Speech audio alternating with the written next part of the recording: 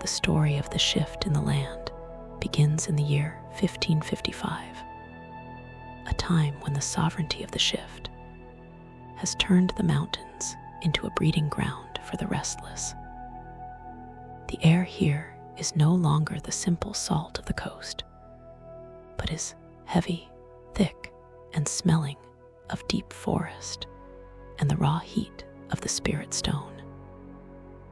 This is a world where the human and the yokai have bled into one another, creating children of two worlds who carry the inner fire of the demon. The atmosphere is vast, primal, and filled with a sense of growing chaos. The ground beneath the boots of the protagonist, a silent mercenary known as Hyde, is the soft moss and sharp stone of the Mino province, a land where the trees grow tall and the shadows have teeth. The air tastes of damp earth, pine resin, and the sharp, electric scent of the Amrita, the golden stones that pull the soul out of the body. The sound of the world is a low and constant rhythmic thrum of the cicadas and the distant roar of a beast that has forgotten its name, a noise that signals the start of a history that will span decades of blood, transformation, and the search for the Sohenmaru. As Hyde moves through the overgrown ruins of a mountain village, the atmosphere shifts to one of sudden and bestial hunger. They are not just a warrior, but a shiftling, a being who can pull the yokai form out of their own chest to fight the darkness with darkness. This is the era of the awakened spirit, where the atmosphere is one of swirling purple mist and the smell of burning cedar. You see the way the golden horn on their head glows with a quiet and purposeful flame when the demon blood rises. This part of the history is a story of the identity in the horn, a realization that to survive this age of war, one must embrace the monster within. The sound of the transformation is a deep and final boom, a noise that vibrates in the center of the heart like a heavy bell. Hyde moves with a sturdy and measured might, their blade cutting through the rotten flesh and the spectral energy, feeling the steady heat of the internal fire and the raw weight of the burden as they protect the weak from the predators of the night.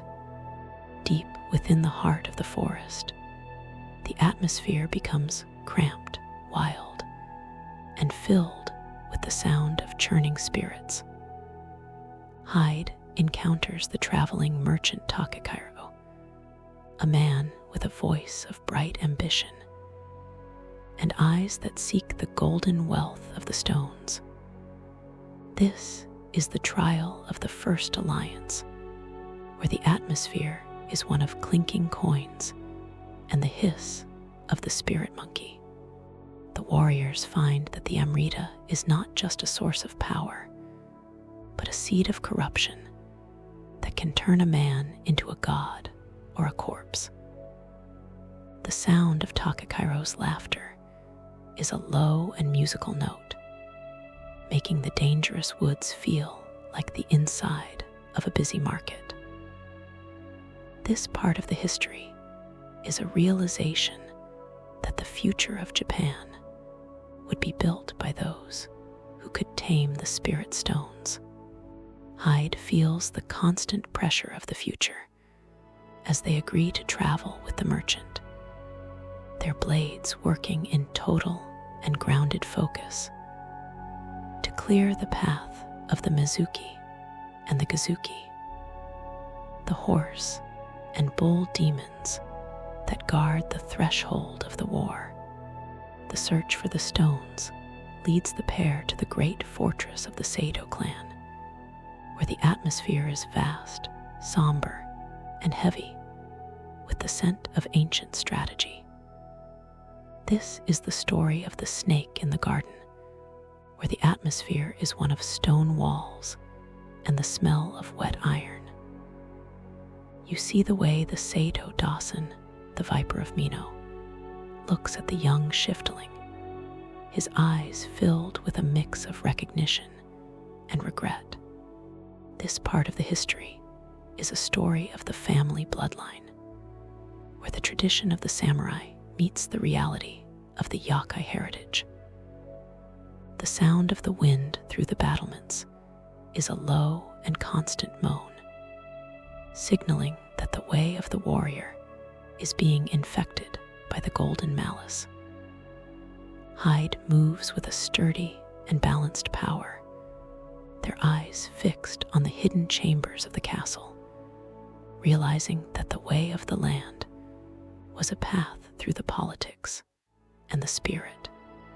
The battle within the Viper's Keep is a story of a sacred tragedy.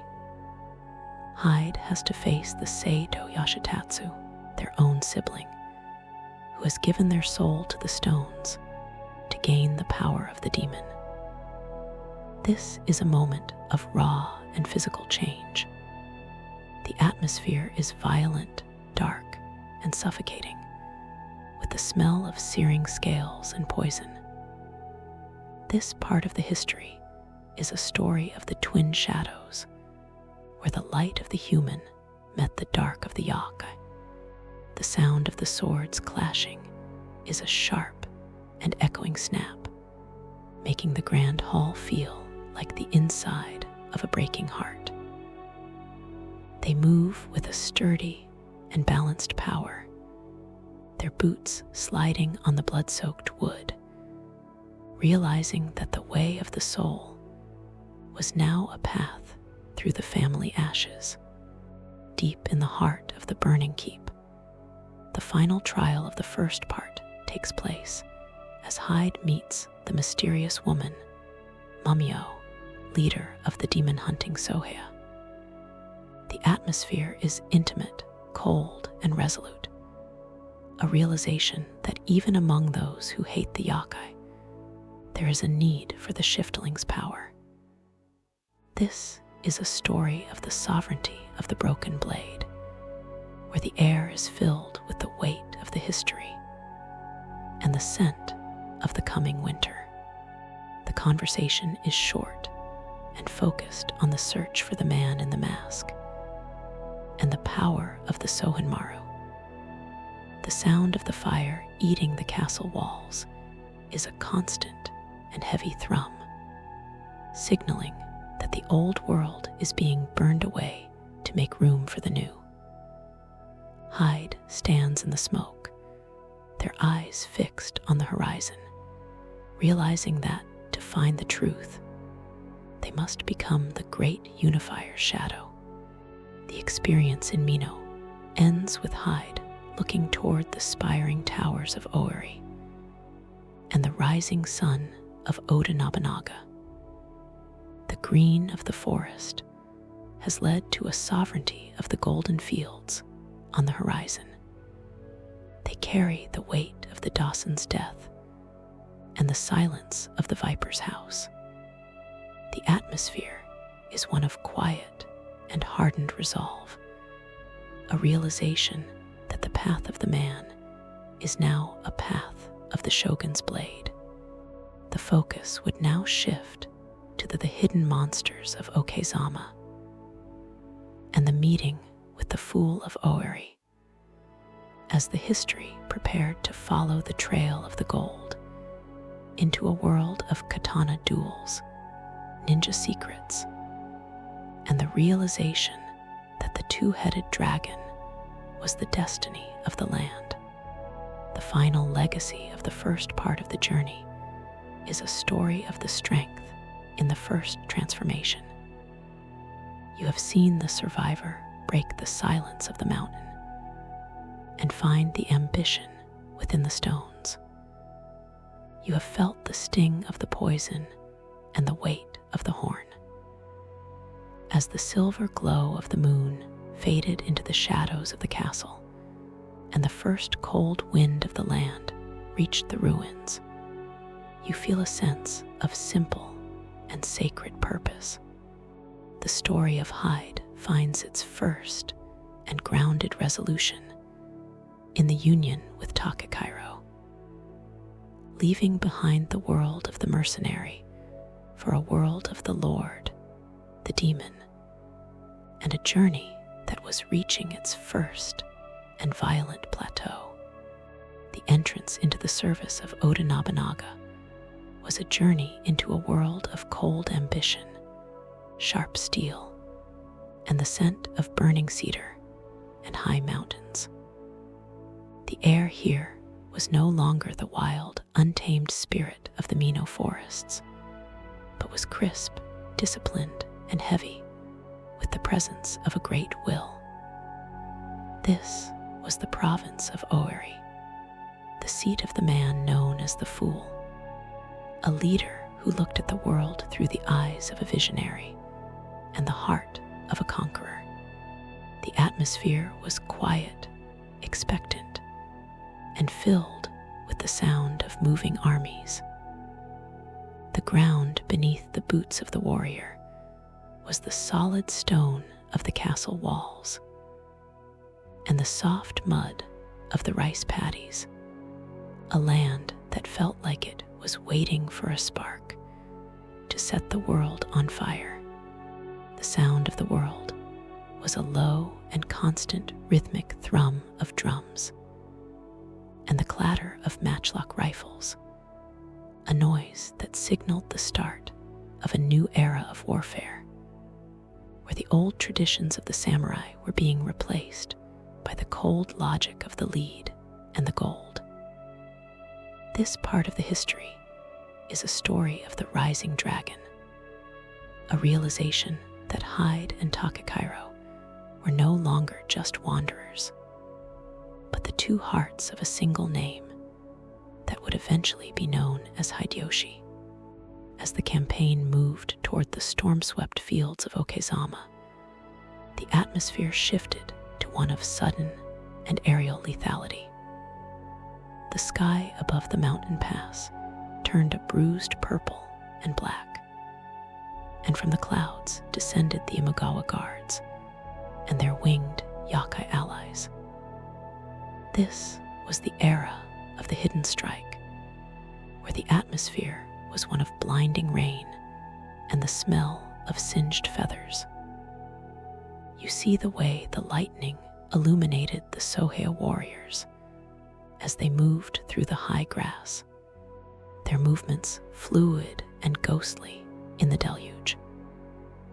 This part of the history is a story of the ambush in the clouds, a realization that the power of the Amrita was being used to shield the intent of the great lords. The sound of the thunder was a sharp and piercing note, a noise that vibrated in the center of the warrior's chest, like a heavy mallet hitting a bell. Hyde moved with a sturdy and measured might, their eyes tracking the glow of the golden horns in the dark, feeling the steady heat of the lightning and the raw weight of the storm as they pushed toward the command tent of the enemy.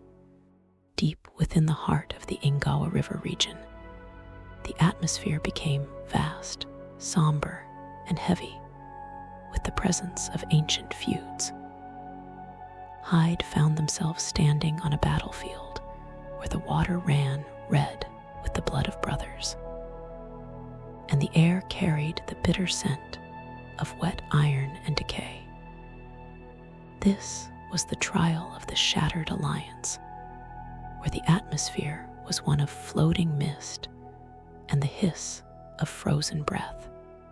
The warriors found that the Az and Asakura clans had turned to the darkness of the shift to defend their honor, calling upon the ice spirit Makara Neotaka to hold the line. The sound of the frozen river cracking beneath the weight of the demons was a deep and final boom, making the open valley feel like the inside of a grinding mill. This part of the history is a realization that the war for Japan was not just a battle of men, but a spiritual struggle that was tearing the land apart at the roots.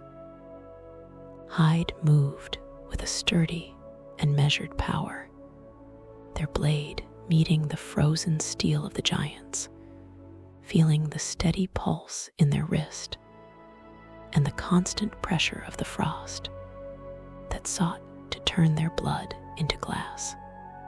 The meeting with Oda Nobunaga in the aftermath of the victory was a story of absolute and chilling clarity.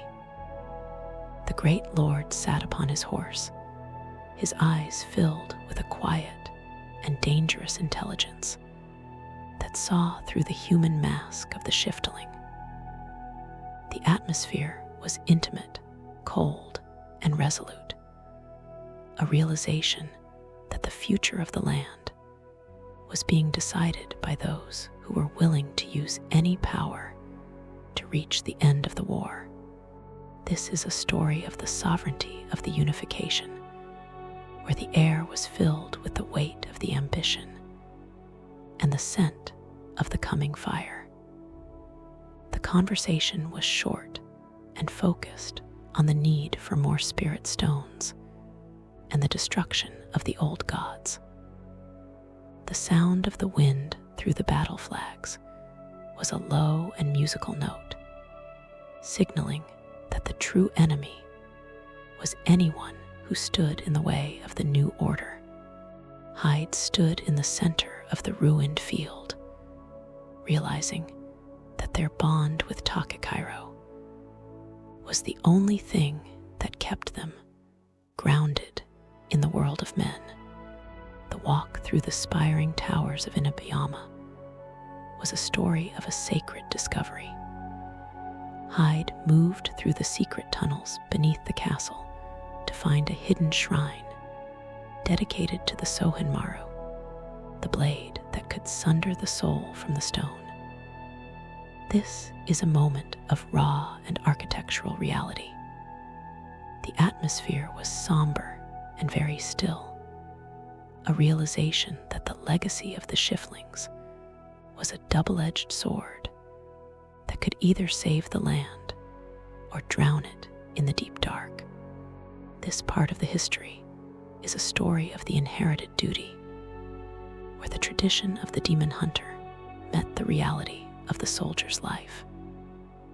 The sound of the water dripping in the caves was a sharp and echoing snap, making the warrior feel solid and heavy in a world that was sinking into the depths.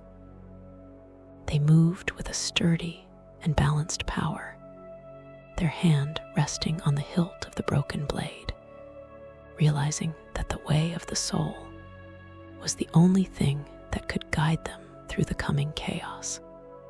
Deep in the heart of the Mount Hiei temple at night, the final trial of the second part took place as Hyde faced the possessed monks and the giant owl Tataramuk. The atmosphere was intimate, cold, and resolute, a realization that the alchemist from the West had already begun to corrupt the sacred places of the land. This is a story of the sovereignty of the desecrated sanctuary, where the air was filled with the hiss of cursed spirits and the scent of the burning incense. The warriors found that the mountain was a labyrinth of soul light, its trees grown twisted and black from the influence of the Amrita. The sound of the owl's screech was a constant and heavy thrum, signaling that the true enemy was the greed for immortality that lived in the hearts of the powerful. Hyde stood in the center of the temple courtyard, their yokai form flickering in the firelight, realizing that to protect the peace of the dead, they had to become the executioner of the living. The experience in the Oda lands ends with Hyde looking toward the high and misty mountains of the north. The gold of the fields had led to a sovereignty of the deep purple twilight settling over the valleys. They carried the weight of the brother's death and the silence of the great Lord. The atmosphere was one of quiet and hardened resolve, a realization that the path of the man was now a path of the shogun's champion. The focus would now shift to the corpse and the ice, and the betrayal at Hanojai, as the history prepared to follow the trail of the ash into a world of burning palaces, treacherous generals, and the realization that the two-headed dragon was beginning to tear itself apart. The final legacy of the second part of the journey is a story of the strength in the shared name. You have seen the survivor break the silence of the fields and find the ambition within the palace. You have felt the sting of the rain and the weight of the ice. As the orange glow of the morning sun faded into the shadows of the peaks, and the first warm air of the victory reached the path, you feel a sense of simple and sacred purpose. The story of Hideyoshi finds its second and grounded resolution in the rise of the Oda power, leaving behind the world of the forest for a world of the court, the soldier, and a journey that was reaching its second and radiant plateau. The journey into the middle years of the unification was a climb into a world of rising smoke, golden greed, and the sharp scent of gunpowder and scorched tatami mats. The air here was no longer the fresh mist of the mountains, but was heavy, dry, and carried the bitter tang of treachery and the heat of 1,000 burning shrines. This was the era of the Great Divide, where the sovereignty of the two-headed dragon began to strain under the weight of its own success. The atmosphere was tense, violent, and filled with a sense of imminent shattering. The ground beneath the boots of the warrior was the polished wood of the palace floors and the ash-covered earth of the capital, a land that felt like it was being eaten alive by the very power used to save it. The sound of the world was a low and constant rhythmic thrum of the forge, and the clinking of spirit stones being gathered in secret, a noise that signaled that the bond between Hyde and Takakairo was being tested by the golden malice of the Amrita. This part of the history is a story of the fading light, a realization that the dream of a peaceful land was being infected by the hunger for immortality. As the campaign reached the city of Kyoto, the atmosphere shifted to one of sudden and nightmarish desecration. The sky above the temples turned a sickly golden orange, and from the shadows emerged the sudden strike of the traitor. This was the trial of the Hanojai incident, where the atmosphere was one of roaring infernos and the scream of steel. You see the way the flames licked the blue silk of the Oda banners, turning the sanctuary of the Demon King into a funeral pyre of ambition. This part of the history is a story of the end of the beginning, a realization that even the most powerful man in Japan could be brought low by the shadows he ignored. The sound of the collapsing roof was a sharp and piercing note, a noise that felt like the cracking of the world's spine. Hyde moved with a sturdy and measured might, their blade cutting through the smoke and the spirit fire, feeling the steady heat of the betrayal and the raw weight of the loss. As they fought to reach the side of their master, Oda Nobunaga, one last time. Deep within the heart of the burning temple, the atmosphere became vast, somber, and choking with the smell of incense and blood. Hyde found themselves standing before the Lord Nobunaga, who stood amidst the flames with a quiet and terrible dignity. This was the trial of the king's departure, where the atmosphere was one of flying embers and the hiss of the blade. The warriors found that the traitor Akechi Mitsuhide had used the power of the ice and the shadow to seal the fate of the Oda. The sound of the Lord's laughter as he accepted his end was a deep and final boom, making the burning chamber feel like the inside of a sacred bell. This part of the history is a realization that true power was the ability to maintain honor when everything is ash. Hyde moved with a sturdy and measured power, their heart heavy with the grief of the era, realizing that the way of the warrior was now a path through the ruins of a dead man's dream. The pursuit of the traitor led Hyde and Takakairo to the Battle of Yamazaki, where the atmosphere was violent, bright, and suffocating with the scent of mud and blood. This is a story of the vengeful tide, where the atmosphere is one of clashing banners and the roar of the masses.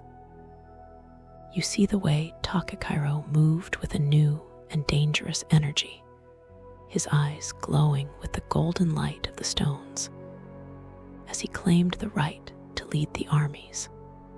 This part of the history is a story of the shadow rising, a realization that the merchant's ambition was no longer just about survival, but about total and absolute rule.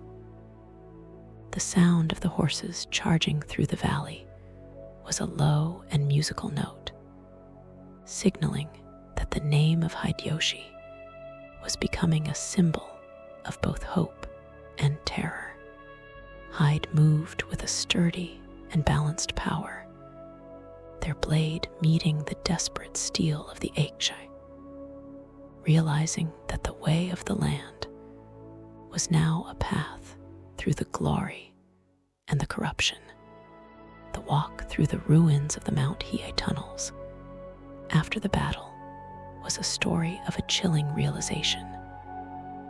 Hyde moved through the dark to find the man in the mask, the alchemist Kashin Koji, who had been whispering into the ears of the lords.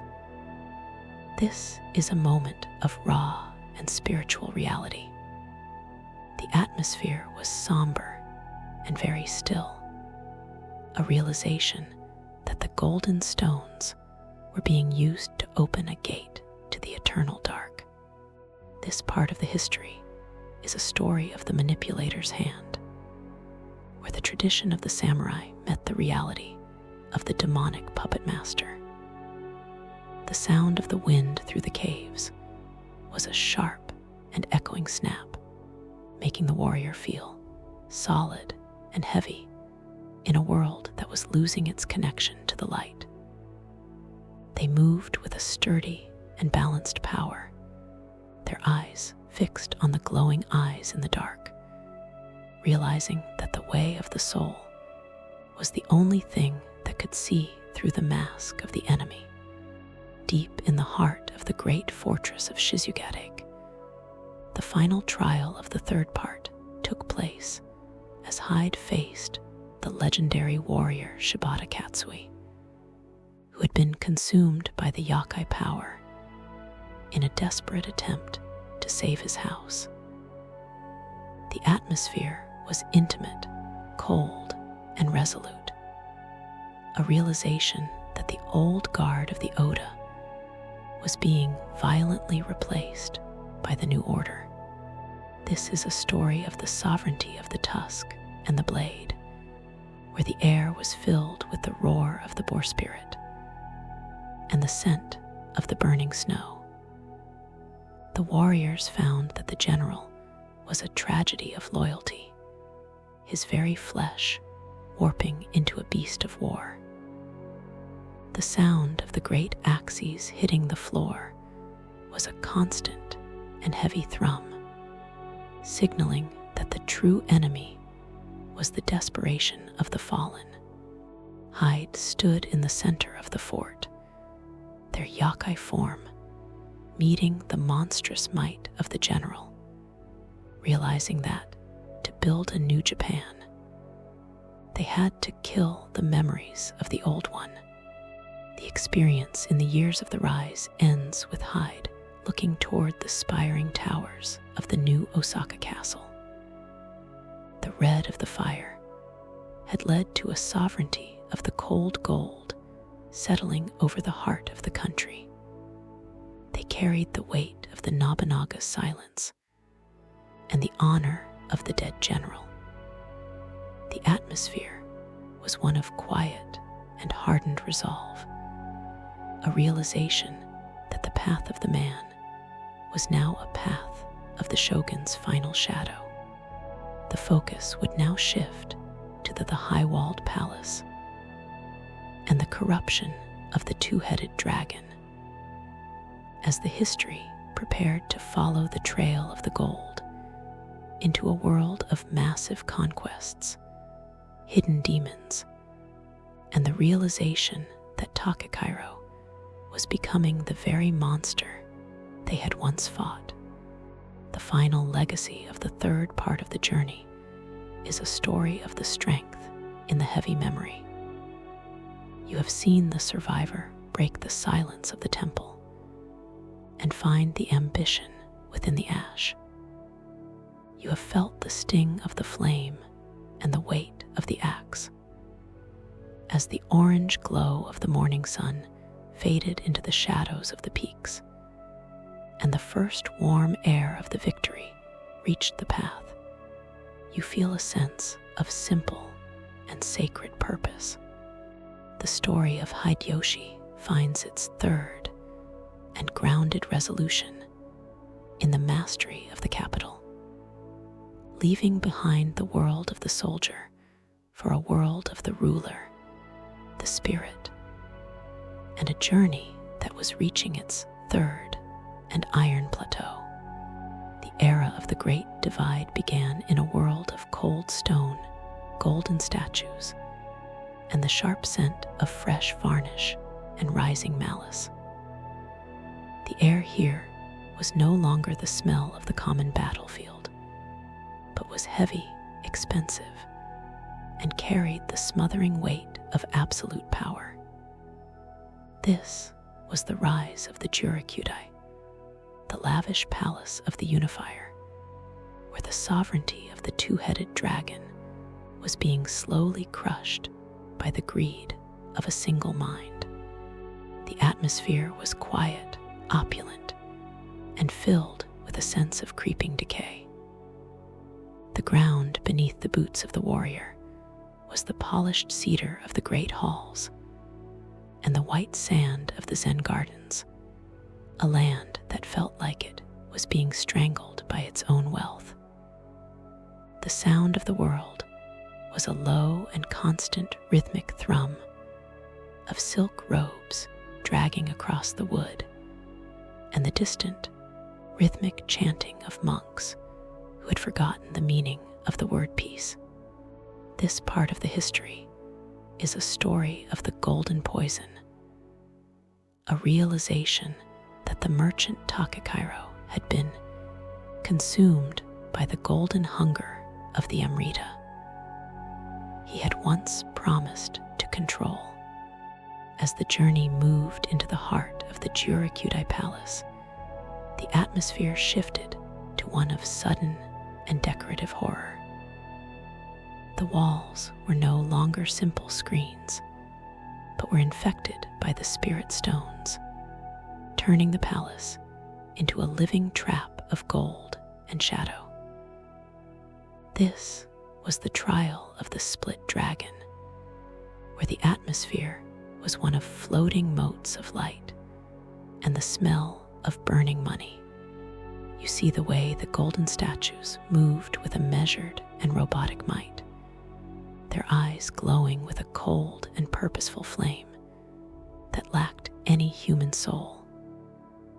This part of the history is a story of the price of ambition, a realization that the dream of the two-headed dragon had become a nightmare of a single monster.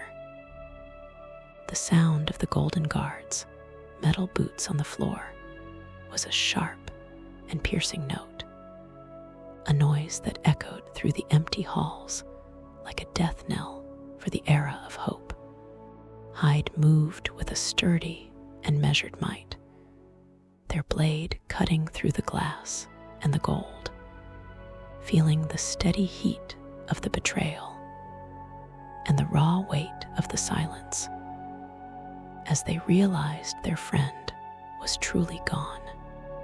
Deep within the heart of the Chigusa forest, on the path to the east, the atmosphere became vast, shadowed, and filled with the sound of moving leaves.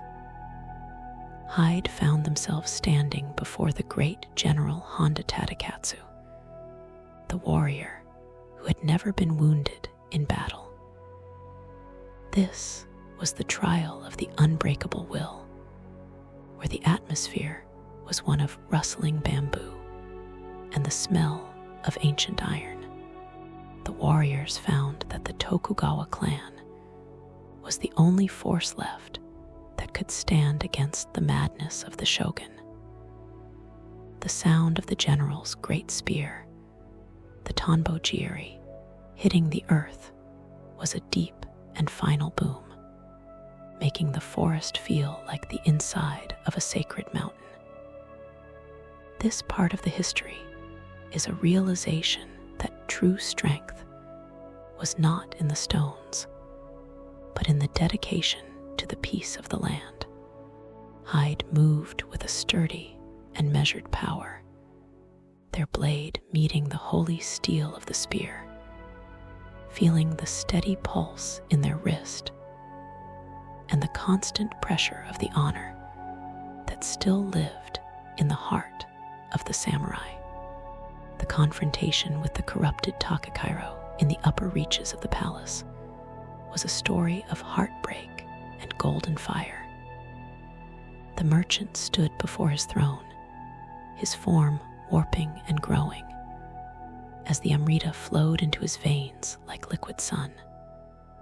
The atmosphere was violent, bright, and suffocating with the scent of ozone and greed.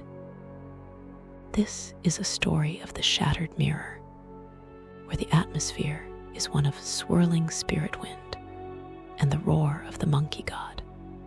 You see the way Takakairo fought with a hectic and brutal speed, his movements no longer those of a man, but of a demon born from the coin and the stone.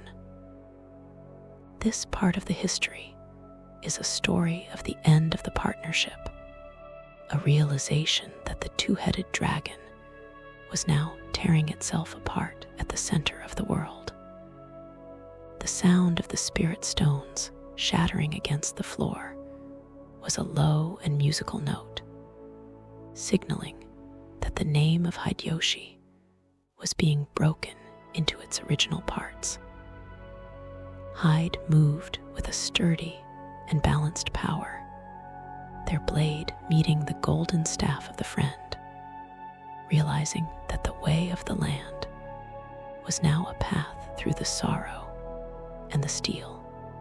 The walk through the ruins of the Dago temple during the cherry blossom viewing was a story of a final farewell. Hyde moved through the falling pink petals to find the Lady Chacha, who had become the anchor for the shogun's last sanity. This is a moment of raw and architectural reality. The atmosphere was somber and very still, a realization that the Golden Age was nothing but a mask for the coming bloodshed. This part of the history is a story of the fading beauty, where the tradition of the court met the reality of the demonic incursion. The sound of the wind through the cherry trees was a sharp and echoing snap, making the warrior feel solid and heavy in a world that was losing its connection to the light. They moved with a sturdy and balanced power, their hand resting on the hilt of the Sohenmaru, realizing that the way of the soul was the only thing that could cut through the illusion of the Golden King. Deep in the heart of the sacred mountain of cherry blossoms, the final trial of the fourth part took place as Hyde faced the man in the mask, one last time before the descent into the underworld. The atmosphere was intimate, cold, and resolute, a realization that the true architect of the chaos was the one who had sown the seeds of the golden stones in the first place. This is a story of the sovereignty of the eternal night, where the air was filled with the hiss of the serpent and the scent of the coming winter. The warriors found that the alchemist Kashin Koji was a ghost of the past, his very presence draining the life from the forest.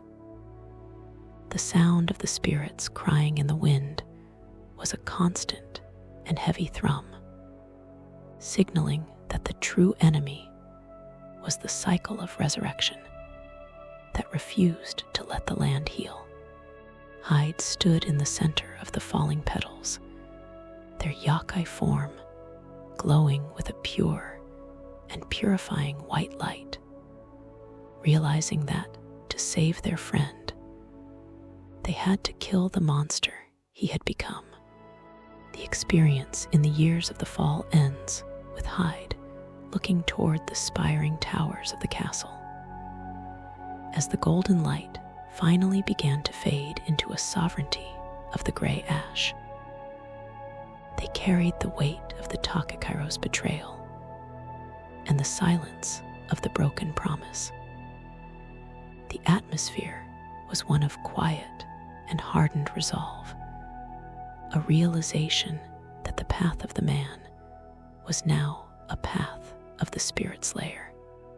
The focus would now shift to the village of the damned and the return to the underworld, as the history prepared to follow the trail of the soul into a world of ancient tombs, giant skeletons, and the realization that the end of the war was the end of the dream.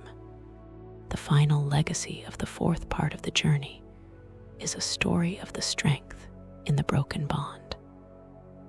You have seen the survivor break the silence of the palace and find the honor within the greed. You have felt the sting of the gold and the weight of the spear. As the orange glow of the morning sun faded into the shadows of the peaks, and the first warm air of the tragedy reached the path, you feel a sense of simple and sacred purpose.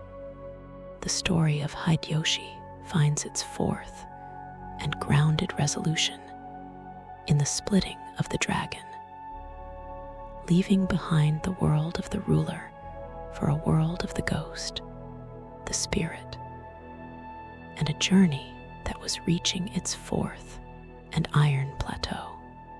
The journey into the interim was a walk into a world of infinite twilight, still water, and the sharp scent of ancient stone and fading memories.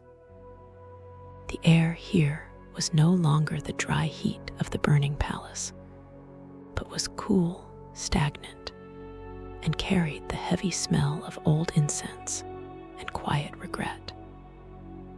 This was the space between the world of the living and the world of the dead, a place where the sovereignty of the soul was the only law that remained. The atmosphere was vast, silent, and filled with a sense of timelessness. The ground beneath the boots of the warrior was the soft, gray sand of an endless shore, and the weathered wood of the spirit bridge, a land that felt like it was holding its breath until the cycle of war was finally broken. The sound of the world was a low and constant rhythmic thrum of the waves hitting the edge of the world, and the distant, melodic ringing of a bell that no longer belonged to any temple. This part of the history is a story of the Guardian's return, a realization that to save the land of the living, Hyde had to face the ghosts of the past in the land of the spirits. As the journey moved through the misty depths of the interim, the atmosphere shifted to one of sudden and ancestral revelation. Hyde found themselves standing before the spirit of their mother, Miyashino, who had been waiting in the silence for the day her child would complete the blade. This was the trial of the mother's gift, where the atmosphere was one of floating blue petals and the smell of fresh mountain air. You see the way the golden horn on Hyde's head reacted to the presence of the original shiftling, its glow becoming steady and pure, instead of the erratic flicker of the demon blood. This part of the history is a story of the Sohenmaru reborn, a realization that the broken blade was not just a weapon, but a symbol of the balance between the human and the yokai. The sound of the mother's voice was a sharp and piercing note, a noise that echoed across the water like a song of healing for a broken land. Hyde moved with a sturdy and measured might, their hands receiving the final fragment of the steel, feeling the steady heat of the family bond and the raw weight of the purpose as they prepared to return to the world of the sun. Deep within the heart of the underworld vaults, the atmosphere became cramped, ancient, and filled with the sound of churning souls. Hyde found themselves standing before the great Lord Oda Nobunaga once more, his spirit resting in the shadow of the great tree. This was the trial of the warrior's farewell, where the atmosphere was one of flickering soul light and the hiss of the spirit peacock. The warriors found that even in death, the demon king was watching over the progress of the unification, his eyes filled with a quiet and absolute respect for the one who had carried his banner into the dark. The sound of the wind through the spirit leaves was a deep and final boom, making the underground chamber feel like the inside of a waiting tomb. This part of the history is a realization that true greatness was about the legacies left in the hearts of the brave. Hyde moved with a sturdy and measured power, their blade glowing with the light of the completed Sohenmaru, feeling the steady pulse in their wrist and the constant pressure of the destiny that was calling them back to the fields of Osaka. The confrontation with the shadow of the alchemist in the depths of the spirit world was a story of focus and finality. The man in the mask, Kashin Koji, appeared as a swirling cloud of black smoke and red eyes, his presence draining the color from the interim itself. The atmosphere was violent, dark, and suffocating, with the scent of sulfur and decay. This is a story of the exorcism of the mask, where the atmosphere is one of shattering glass and the roar of the nightmare. You see the way Hyde fought with a fluid and unforgiving grace, their movements no longer those of a mercenary, but of a saint of the sword who had mastered both halves of their soul. This part of the history is a story of the end of the manipulation, a realization that the true enemy was a spirit of spite that had lived for 1,000 years. The sound of the alchemist's mask cracking was a low and musical note, signaling that the power of the golden stones was finally being severed from the world of men. Hyde moved with a sturdy and balanced power, their blade cutting through the vapor and the lies, realizing that the way of the land was now a path through the light and the truth, the walk back through the village of the damned toward the world of the living was a story of a hero's resurrection. Hyde moved through the ruins of their childhood home to find the gateway of the sun guarded by the Mizuki and Gazuki for the final time. This is a moment of raw and spiritual reality. The atmosphere was somber and very still, a realization that the shiftling journey had come full circle. This part of the history is a story of the mastered nature, where the tradition of the demon met the reality of the purified heart. The sound of the heavy gates opening was a sharp and echoing snap, making the warrior feel solid and heavy in a world that was returning to the light. They moved with a sturdy and balanced power, their hand gripping the hilt of the Sohenmaru, realizing that the way of the soul was the only thing that could bridge the gap between the life and the death. Deep in the heart of the final battlefield of Osaka, as they emerged from the interim, the final trial of the fifth part took place as Hyde prepared to face the corrupted Hideyoshi one last time. The atmosphere was intimate, cold, and resolute, a realization that the two-headed dragon had to be joined or put to rest forever.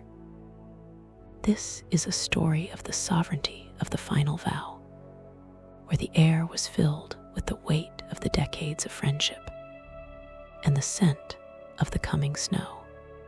The warriors found that the man on the throne was a hollow shell being filled with the last of the alchemist's malice. The sound of the war drums from the castle walls was a constant and heavy thrum, signaling that the true enemy was the endless cycle of the war. Hyde stood on the edge of the battlefield, their yokai form radiating a quiet and holy power, realizing that to save their friend, they had to kill the ambition that had consumed him. The experience in the spirit world ends with Hyde looking toward the spiring towers of Osaka Castle as the first light of the final day began to rise over the horizon. They carried the weight of the mother's peace and the silence of the Demon King. The atmosphere was one of quiet and hardened resolve, a realization that the path of the man was now a path of the Kingbreaker. The focus would now shift to the bloodshed's end and the final duel in the abyss, as the history prepared to follow the trail of the dragon into a world of ancient fox spirits, burning palaces, and the realization the two-headed dragon was reaching its final and eternal resolution. The final legacy of the fifth part of the journey is a story of the strength in the purified blood. You have seen the survivor break the silence of the water and find the honor within the ghost. You have felt the sting of the spirit wind and the weight of the steel. As the orange glow of the morning sun faded into the shadows of the peaks, and the first warm air of the destiny reached the path, you feel a sense of simple and sacred purpose. The story of Hideyoshi finds its fifth and grounded resolution in the return of the guardian, leaving behind the world of the spirit for a world of the final battle, the friend, and a journey that was reaching its fifth and iron plateau. The descent into the final fires of Osaka was a journey into a world of cascading embers, melting gold, and the sharp scent of ancient incense and scorched history. The air here was no longer the cool mist of the spirit world, but was searing, thick, and carried the heavy smell of a dynasty's final breath. This was the end of the long road for the name Hideyoshi, where the sovereignty of the two-headed dragon would either be mended or buried forever beneath the ash of the castle. The atmosphere was violent, majestic, and filled with a sense of finality. The ground beneath the boots of the warrior was the cracking stone of the main keep, and the shattered tiles of the throne room, a land that felt like it was being consumed by the weight of its own myths. The sound of the world was a low and constant rhythmic thrum of the inferno and the distant, agonizing roar of a power that had no place in the world of men. This part of the history is a story of the final purification, a realization that the golden malice of the Amrita had finally reached its peak and must be cut away to allow the land to heal. As the journey reached the highest tower of the castle, the atmosphere shifted to one of sudden and mythical terror. Hyde found themselves standing before the nine-tailed fox, a gargantuan spirit of golden fur and blue fire that had been woken by the lady of the house to protect the dying dream of the Toyotomi. This was the era of the Great Spirit, where the atmosphere was one of blinding light and the hiss of the tailwind. You see the way the creature filled the entire sky, its movements fluid and ghostly, as it called down bolts of divine lightning and falling stars. This part of the history is a story of the guardian of the end, a realization that the fox was the last shield of a forgotten era. The sound of the fox's shriek was a sharp and piercing note, a noise that felt like the tearing of 1,000 silk banners. Hyde moved with a sturdy and measured might, their blade glowing with the white light of the Sohenmaru, feeling the steady heat of the fire and the raw weight of the legacy as they fought to reach the heart of the storm. Deep within the center of the golden chamber, the atmosphere became vast, silent, and filled with the sound of fatting breath. Hyde found themselves standing before Takekairo one last time, his body broken and hollowed by the power of the alchemist. This was the trial of the true friend, where the atmosphere was one of floating dust and the smell of old wine. The warriors found that the man in the mask, Kashin Koji, was attempting to use the merchant's body as a permanent vessel for the spirit of the dark. The sound of the alchemist's laughter was a deep and final boom, making the burning room feel like the inside of a cold cave. This part of the history is a realization that true power was the strength to face the end together. Hyde moved with a sturdy and measured power, their hand reaching out to the spirit of the merchant, feeling the steady pulse of the old bond and the constant pressure of the sacrifice that was needed to pull their friend back from the abyss. The final confrontation with the Kashin Koji in the heart of the Spirit Link was a story of shattering the illusion. The alchemist transformed into a mass of eyes and swords, a manifestation of the hatred of 1,000 years. The atmosphere was violent, dark, and suffocating, with the scent of ozone and iron.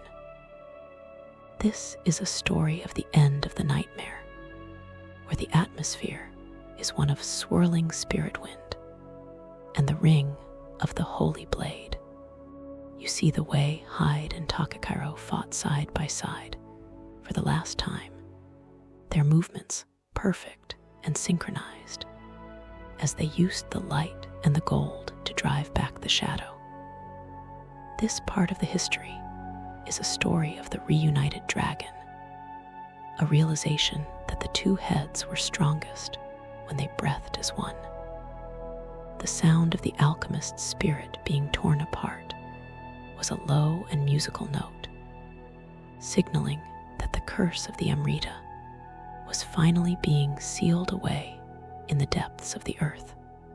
Hyde moved with a sturdy and balanced power, their blade finally sundering the mask from the world, realizing that the way of the land was now a path through the peace and the quiet. The walk back through the smoking ruins of Osaka as the sun began to rise was a story of a new beginning. Hyde moved through the quiet streets to find the Lord Ieyasu Tokugawa waiting at the gates, his eyes filled with a quiet and absolute understanding. This is a moment of raw and historical reality. The atmosphere was somber and very still, a realization that the era of the warring states was finally and truly over. This part of the history is a story of the resting of the horn, where the tradition of the shifteling met the reality of the permanent peace. The sound of the morning wind through the ruins was a sharp and echoing snap, making the warrior feel solid and heavy in a world that was waking up from a long sleep. They moved with a sturdy and balanced power, their hand resting on the hilt of the sealed blade, realizing that the way of the soul was the only thing that could ensure the silence of the dark. Deep in the heart of the sacred mountain, where the journey had first begun, the final trial of the main story took place as Hyde and Mumio returned the Sohenmaru to the stone. The atmosphere was intimate, cold, and resolute, a realization that the power to change the world had to be hidden away from the sight of men. This is a story of the sovereignty of the eternal vigil, where the air was filled with the weight of the centuries and the scent of the fresh pine. The warriors found that the golden light of the Amrita had finally faded into the natural glow of the forest. The sound of the sword clicking into the rock was a constant and heavy thrum, signaling that the true enemy was now a ghost of the past. Hyde stood at the summit, their their eyes fixed on the distant sea, realizing that, to save the future, they had to become a memory of the land.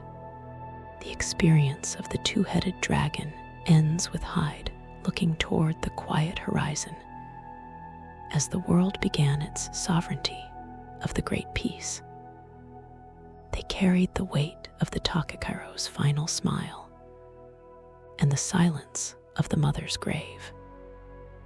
The atmosphere was one of quiet and hardened resolve, a realization that the path of the man was now a path into the gentle night. The focus would now shift to the first samurai and the echoes of the past, as the history prepared to follow the trail of the spirit into a world of ancient heroes, forgotten gods, and the realization that the story of the Shiftling was as old as the land itself. The final legacy of the main journey of the second part is a story of the strength in the final unity. You have seen the survivor break the will of the alchemist and find the honor within the monster. You have felt the sting of the fire and the weight of the gold. As the orange glow of the morning sun faded into the shadows of the peaks, and the first warm air of the victory reached the path, you feel a sense of simple and sacred purpose. The story of Hideyoshi finds its sixth and grounded resolution in the sealing of the dark, leaving behind the world of the war for a world of the silence, the spirit, and a journey that was reaching its sixth and eternal plateau. The journey back into the ancient past led Hyde into the Heian period, a world of ghostly moonlight, overgrown temples, and the sharp scent of salt water and ancient cedar. The air here was no longer the gunpowder-choked wind of the Sengoku era, but was thin, cold, and carried the heavy smell of seaweed and spirit mist. This was the time of the legendary Genpei War, where the sovereignty of the first samurai was being shaped by the clash between the Minamoto and Terra clans. The atmosphere was quiet, ethereal, and filled with a sense of deep melancholy. The ground beneath the boots of the warrior was the slick, wet stones of the Yashima coast and the broken wood of shipwrecks, a land that felt like it was caught in a forever night, where the lines between the living and the dead were thin. The sound of the world was a low and constant rhythmic thrum of the ocean waves hitting the cliffs, and the distant, haunting melody of a flute played by a ghost, a noise that signaled that the origin of the Sohenmaru was hidden in the heart of this ancient conflict. As Hyde moved through the wreckage of the coastal battlefields, the atmosphere shifted to one of sudden and avian lethality.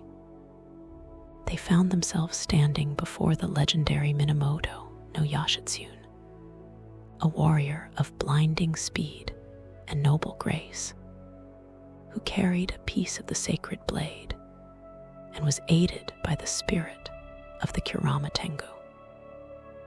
This was the era of the Crow Warrior, where the atmosphere was one of swirling black feathers and the smell of salt spray. You see the way the hero moved with a fluid and weightless might, jumping between the masts of the sunken ships with the ease of a bird.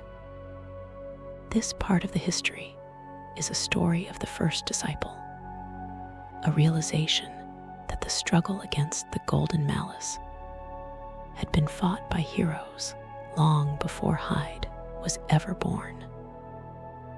The sound of the wind through the feathers of the Tengu was was a sharp and piercing note, a noise that echoed across the water like a cry from the beginning of time.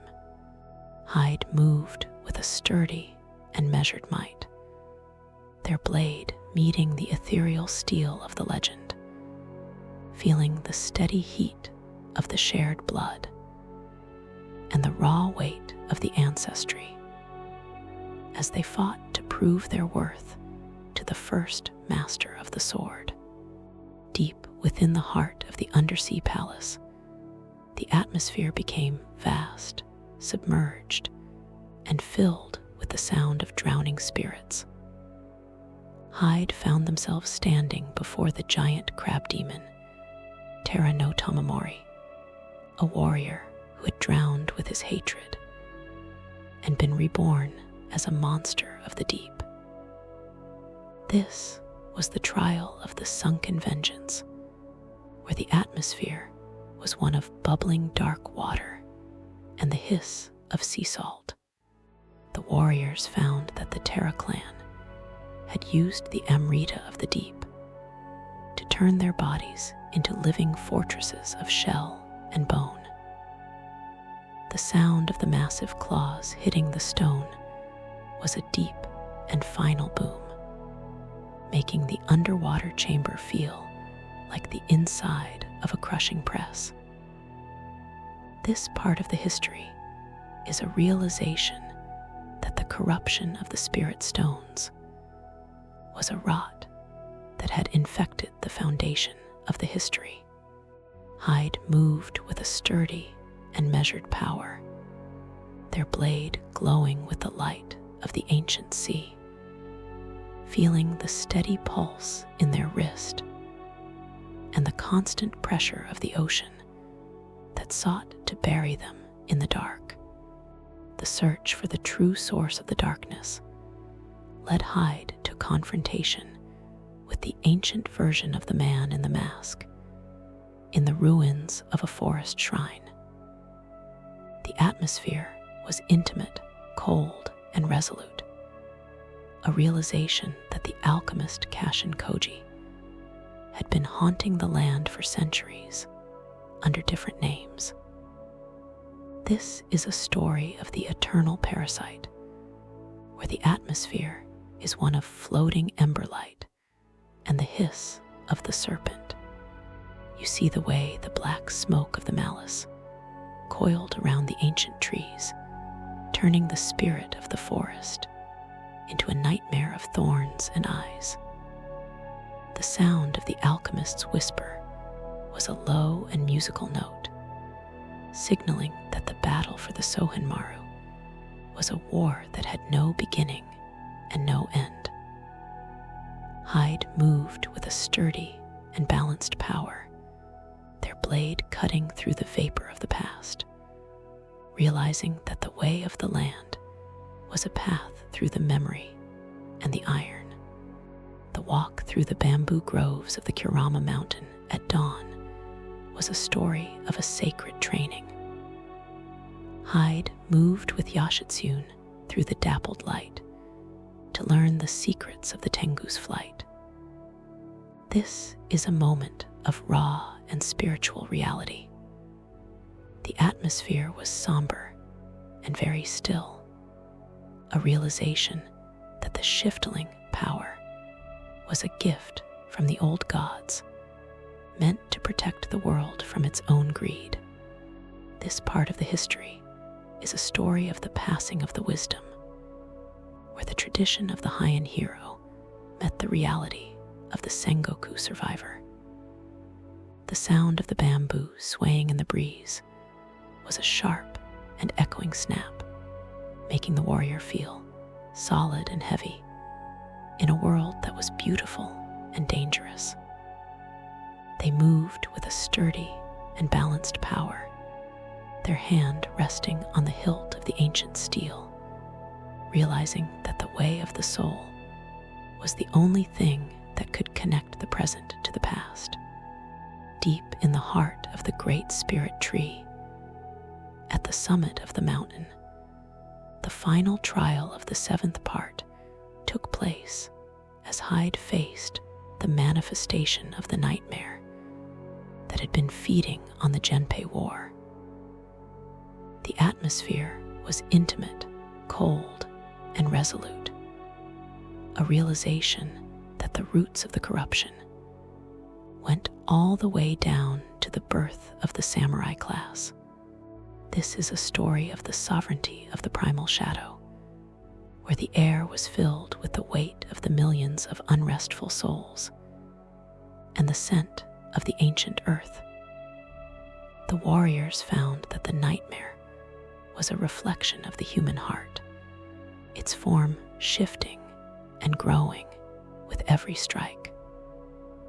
The sound of the spirit energy humming in the wood was a constant and heavy thrum, signaling that the true enemy was the cycle of the hatred that lived in every age. Hyde stood at the center of the world tree, their yokai form radiating a pure and golden radiance, realizing that to save their own time, they had to heal the wounds of the past. The experience in the Heian period ends with Hyde looking toward the quiet shore as the spirit of Yashitsune began to fade into the morning light. The blue of the night had led to a sovereignty of the pale gold dawn settling over the ocean. They carried the weight of the disciples' vow and the silence of the sunken palace.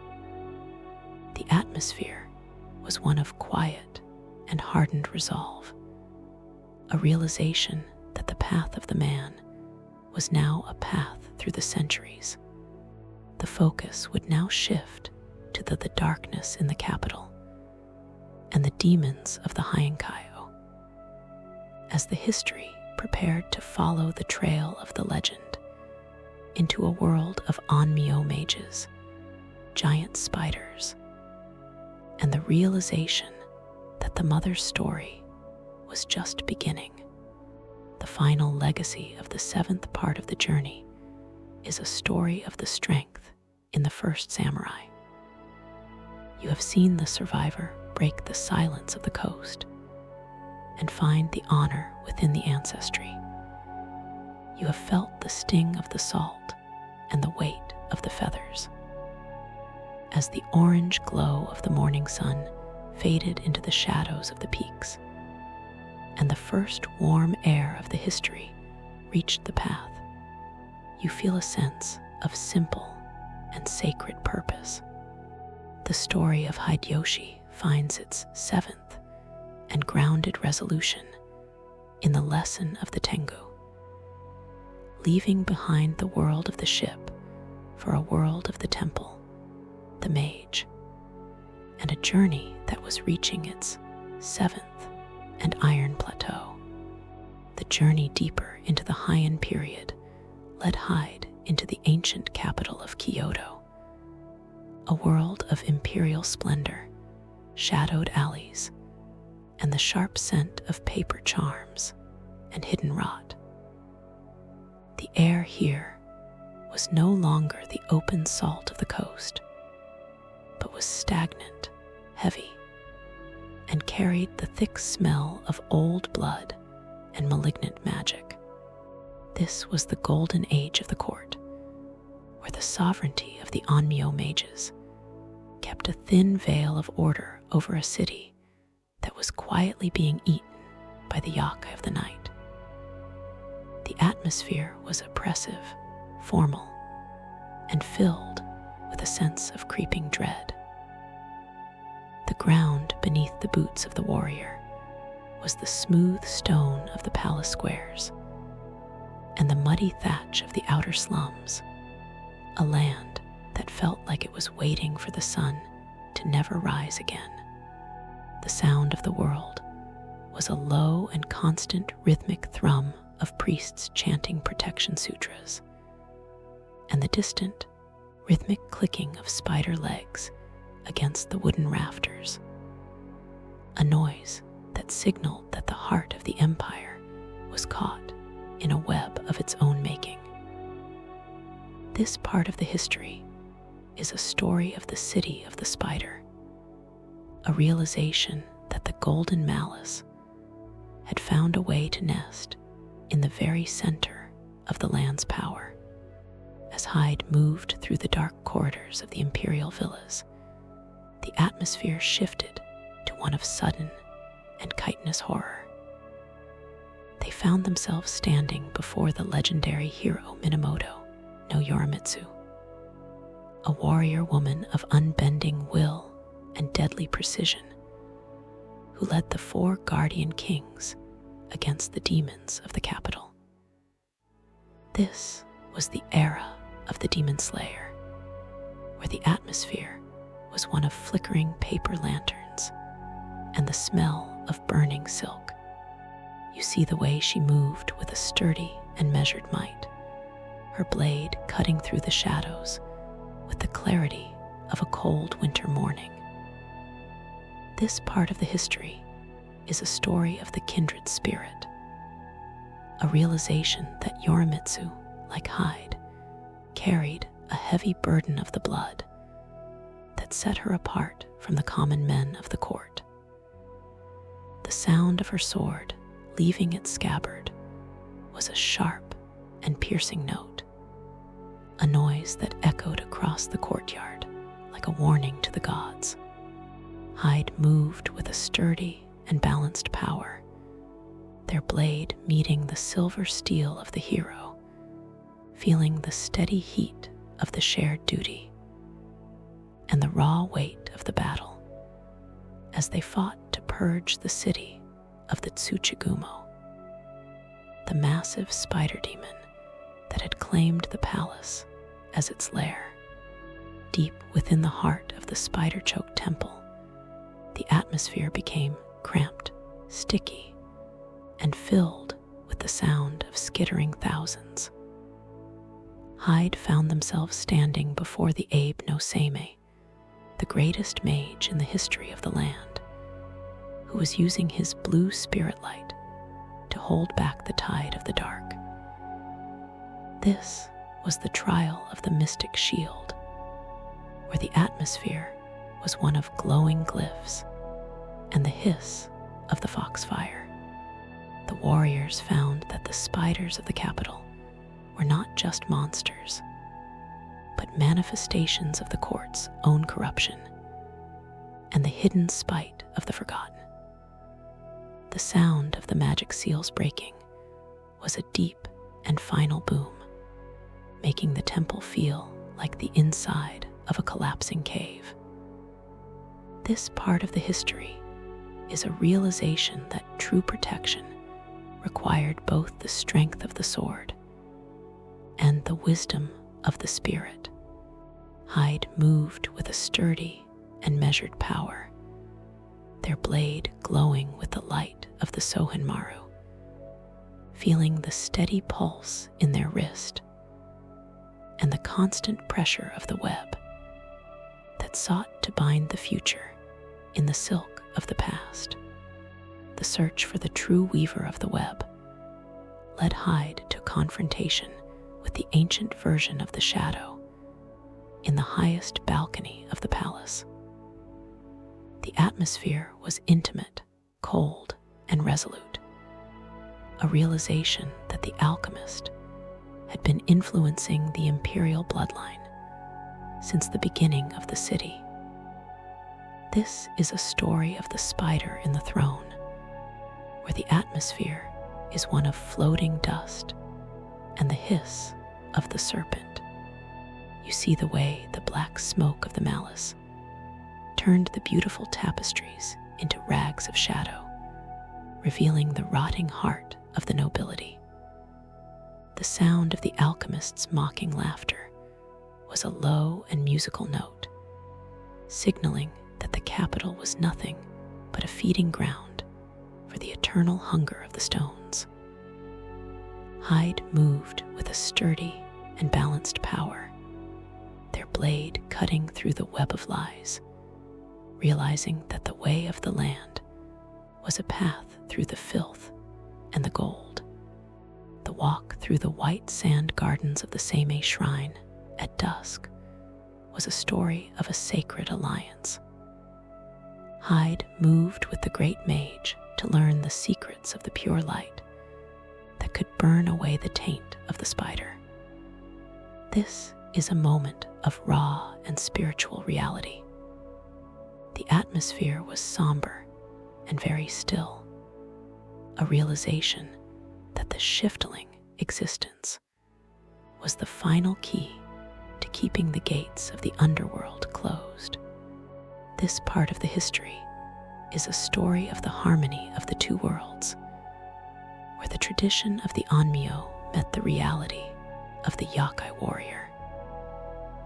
The sound of the ritual bells ringing in the wind was a sharp and echoing snap, making the warrior feel solid and heavy in a world that was elegant and fragile.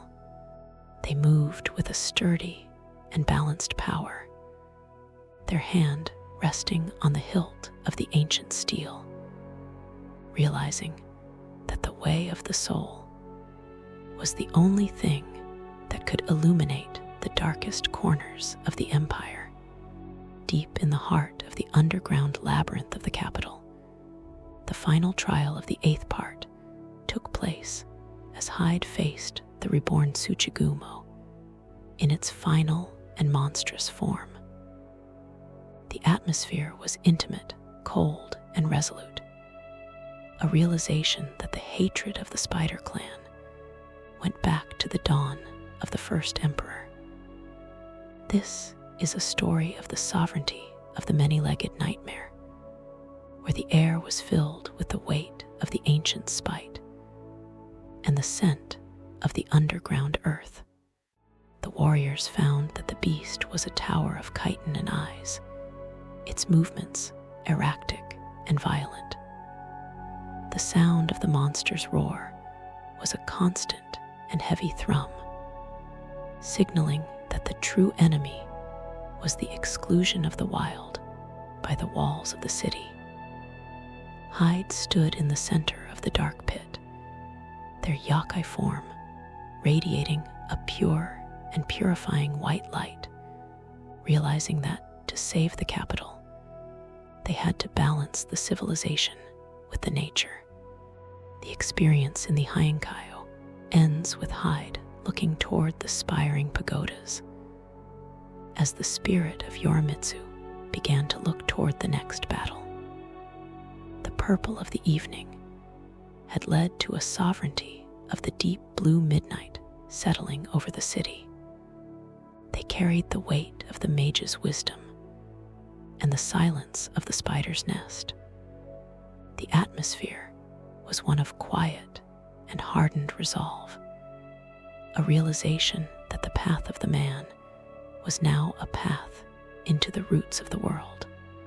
The focus would now shift to the first Oni and the mountain of the fire, as the history prepared to follow the trail of the beginning into a world of primal demons, ancient mothers, and the realization that the end was the start of the cycle.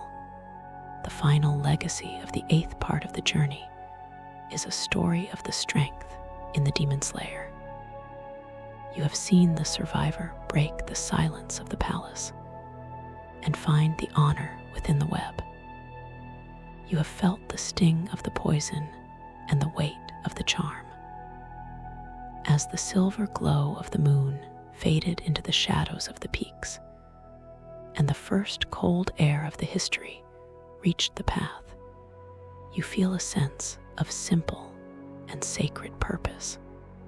The story of Hideyoshi finds its 8th and grounded resolution in the purification of the capital, leaving behind the world of the city for a world of the mountain, the origin, and a journey that was reaching its 8th and iron plateau. The journey into the furthest reaches of the ancient past led Hyde into the Suzuka Mountains, a world of primal forests, jagged volcanic peaks, and the sharp scent of fresh blood and ancient sulfur. The air here was no longer the refined incense of the capital, but was wild, raw, and carried the heavy smell of a world being born. This was the very beginning of the legend, the era where the sovereignty of the first Oni threatened to drown the rising sun in a sea of red. The atmosphere was vast, violent, and filled with a sense of infinite scale. The ground beneath the boots of the warrior was the cracked basalt of the high slopes, and the tangled roots of trees that had never seen an axe. A land that felt like it was beating with a primal heart. The sound of the world was a low and constant rhythmic thrum of the earth, shifting beneath the mountains, and the distant, thunderous roar of a god that had chosen to become a demon. A noise that signaled that the origin of the two-headed dragon was hidden in the tragedy of this first conflict. This part of the history is a story of the birth of the shadow, a realization that the golden malice was born from the agony of a spirit that had once loved the land. As Hyde moved through the mists of the high passes, the atmosphere shifted to one of sudden and mythical combat. They found themselves standing before Suzuka, a woman of ethereal beauty and deadly resolve, who carried the same golden horn as Hyde and wielded the power of the first Sohenmaru. This was the era of the Guardian Mother, where the atmosphere was one of floating cherry blossoms and the smell of mountain rain. You see the way she moved with a fluid and divine might, her blades dancing with the grace of a spirit of the forest. This part of the history is a story of the original Shifteling, a realization that the blood in Hyde's veins was part of a cycle of sacrifice that had been meant to protect the world from the Oni of the peak. The sound of her blades meeting the wind was a sharp and piercing note, a noise that echoed across the valleys like a song of infinite longing. Hyde moved with a sturdy and balanced power, their blade meeting the celestial steel of the mother, feeling the steady heat of the shared lineage and the raw weight of the truth, as they realized they were standing before the beginning of their own soul. Deep within the heart of the fire-choked caverns of the summit, the atmosphere became cramped, searing, and filled with the sound of churning magma. Hyde found themselves standing before the legendary hero, Sakanao no Temuramaru, the first shogun, who was leading an army of pure light to seal the mountain forever. This was the trial of the first conquest, where the atmosphere was one of glowing embers and the hiss of the steam. The warriors found that the Oni Adhikmaru was not just a monster, but a broken god who had been betrayed by the humans he tried to help. The sound of the shogun's bowstring snapping was a deep and final boom, making the volcanic chamber feel like the inside of a cracking world. This part of the history is a realization that true hatred was born from the betrayal of a great love. Hyde moved with a sturdy and measured power, their blade glowing with the light of the Sohenmaru, feeling the steady pulse in their wrist and the constant pressure of the heat that sought to turn the history into ash. The search for the true identity of the demon led Hyde to confrontation with the ancient version of the alchemist in the center of the volcano's eye. The atmosphere was intimate, cold, and resolute, a realization that the Kashin Koji was nothing more than the crystallized spite of Adikmaru that had been cut away and set loose upon the world. This is a story of the mirror of malice, where the atmosphere is one of floating ash and the hiss of the serpent. You see the way the black smoke of the mask fed on the doubt in the warrior's heart, attempting to turn the shifteling against the shogun.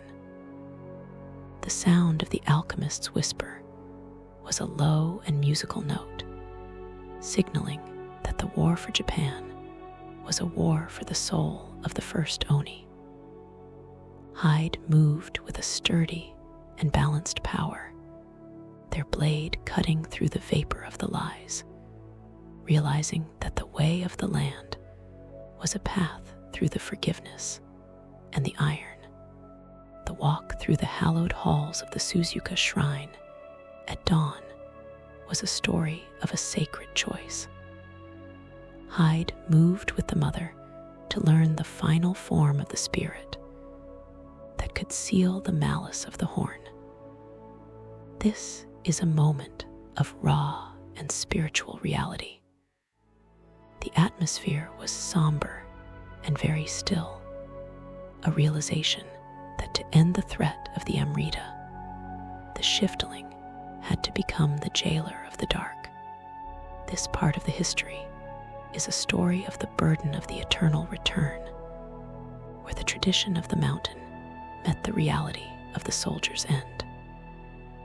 The sound of the mountain wind through the shrine was a sharp and echoing snap, making the warrior feel solid and heavy in a world that was turning back to the light.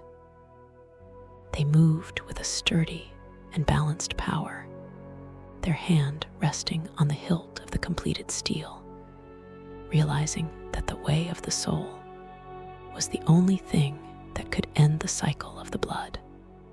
Deep in the heart of the peak of the first dawn, the final trial of the ninth part took place as Hyde faced the true form of Adikmaru in a duel that spanned the borders of the heaven and the earth. The atmosphere was intimate, cold, and resolute, a realization that the two-headed dragon was actually the brother and the sister, and the man and the demon all joined in a final dance of the blade. This is a story of the sovereignty of the primal duel, where the air was filled with the weight of the universe and the scent of the first fire. The warriors found that the Oni moved with a steady and measured might, his three swords carrying the power of the thunder, the frost, and the flame. The sound of the swords clashing was a constant and heavy thrum, signaling that the true enemy was the isolation of the heart. Hyde stood on the edge of the world, their yokai form radiating a pure and purifying white light, realizing that to save the world, they had to embrace the monster as a brother. The experience in the first era ends with Hyde looking toward the quiet mountain range as the spirit of Suzuka began to watch over the gate of the underworld. The red of the volcano had led to a sovereignty of the soft blue morning settling over the peaks. They carried the weight of the mother's memory and the silence of the first Oni. The atmosphere was one of quiet and hardened resolve, a realization that the path of the man was now a path back to the future. The focus would now shift to the final threshold and the resting of the Sohenmaru, as the history prepared to follow the trail of the soul into a world of quiet graves, living peace, and the realization that the journey was finally reaching its end. The final legacy of the ninth part of the journey is a story of the strength in the first mother. You have seen the survivor break the silence of the mountain and find the honor within the demon. You have felt the sting of the fire and the weight of the steel. As the orange glow of the morning sun faded into the shadows of the peaks, and the first warm air of the history reached the path, you feel a sense of simple and sacred purpose. The story of Hideyoshi finds its ninth and grounded resolution in the completion of the legend, leaving behind the world of the origin for a world of the peace, the return, and a journey that was reaching its ninth and iron plateau. Return to the era of the Sengoku was a journey into a world of cold rain, iron resolve, and the sharp scent of gunpowder and wet earth. The air here was no longer the primal heat of the Suzuka Mountains, but was heavy, damp, and carried the suffocating weight of a century of war reaching its final limit. This was the dawn of the Kaiko era, a time where the sovereignty of the Tokugawa was finally solidifying. But the ghost of the Toyotomi still lingered like a shadow over the castle of Osaka. The atmosphere was quiet, tense, and filled with a sense of imminent conclusion. The ground beneath the boots of the warrior was the slick mud of the siege trenches and the broken stone of the outer ramparts, a land that felt like it was hardening into the foundation of a new Japan. The sound of the world was a low and constant rhythmic thrum of the heavy cannons and the distant rhythmic chanting of soldiers who knew they were fighting for the last time. This part of the history is a story of the fading ember, a realization that the golden malice of the Amrita was being used for the last time by those who could not accept the end of their dream. As Hyde moved through the camp of the Tokugawa, the atmosphere shifted to one of sudden and tactical violence. They found themselves standing before the Lord Ieyasu, a man whose eyes were filled with the weight of 1,000 hard decisions and the clarity of a true unifier. This was the era of the Great Peace, where the atmosphere was one of iron discipline and the smell of salted rations. You see the way the red armor of the Sanada stood out against the gray sky, a sign of the last defiance that would determine the fate of the land. This part of the history is a story of the dragon's shadow, a realization that the name Hideyoshi had become a curse and a blessing that Hyde had to carry to the very end. The sound of the matchlock fire was a sharp and piercing note, a noise that echoed across the plains like a door slamming shut on the past. Hyde moved with a sturdy and measured might, their blade cutting through the cursed shells and the remnants of the demon army, feeling the steady heat of the combat and the raw weight of the history as they pushed toward the inner gates of the great fortress. Deep within the heart of the Sanadamaru fortification, the atmosphere became vast, somber, and heavy with the presence of legend. Hyde found themselves standing before Yukimura Sanada, the greatest soldier in Japan, who had fused his will with the spirit of the fire to protect the honor of the Toyotomi. This was the trial of the Crimson Spirit, where the atmosphere was one of flying sparks and the hiss of the spear. The warriors found that the Sonata Braves were no longer just men, but vessels for the final desperation of a world that refused to fade. The sound of the crimson spear hitting the earth was a deep and final boom, making the narrow trenches feel like the inside of a burning furnace. This part of the history is a realization that true loyalty was a power that could challenge even the will of the gods. Hyde moved with a sturdy and measured power, their blade meeting the holy steel of the spear, feeling the steady pulse in their wrist and the constant pressure of the honor that still lived in the heart of the enemy. The search for the true source of the last fire led Hyde to confrontation with the Lady Chodo and the corrupted air in the highest reaches of the keep. The atmosphere was intimate, cold, and resolute, a realization that the mother of the Toyotomi had been infected by the same fox spirit that had haunted the land since the Heian period. This is a story of the golden betrayal, where the atmosphere is one of floating ember light and the hiss of the serpent. You see the way the black smoke of the Amrita turned the beautiful rooms into vaults of madness, revealing the rotting hope of the dynasty.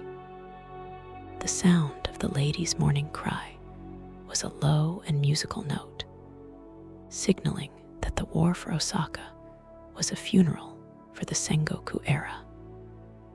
Hyde moved with a sturdy and balanced power, their blade cutting through the gold and the shadow, realizing that the way of the land was a path through the sorrow and the iron.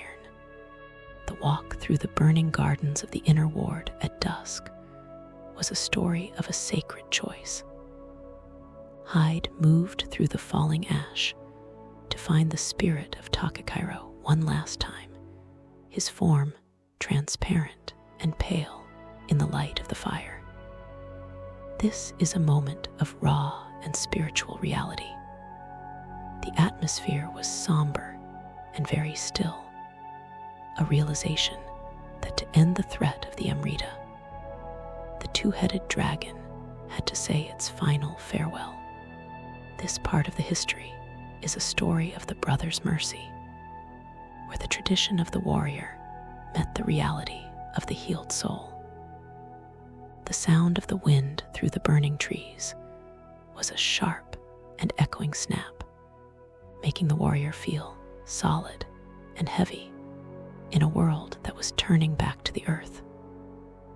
They moved with a sturdy and balanced power, their hand resting on the hilt of the Sohenmaru, realizing that the way of the soul was the only thing that could bridge the gap between the life and the peace.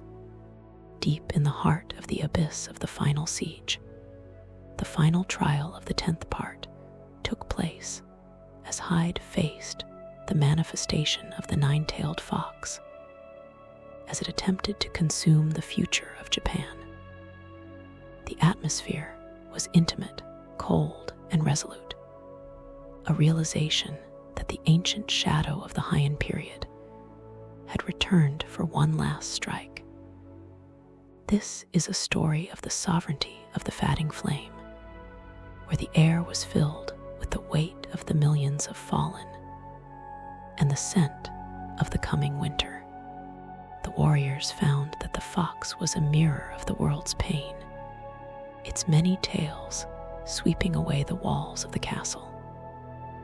The sound of the spirit energy humming in the fire was a constant and heavy thrum, signaling that the true enemy was the greed for a lost yesterday. Hyde stood at the center of the ruins, their yokai form radiating a pure and purifying white light realizing that to save the land, they had to let the past die.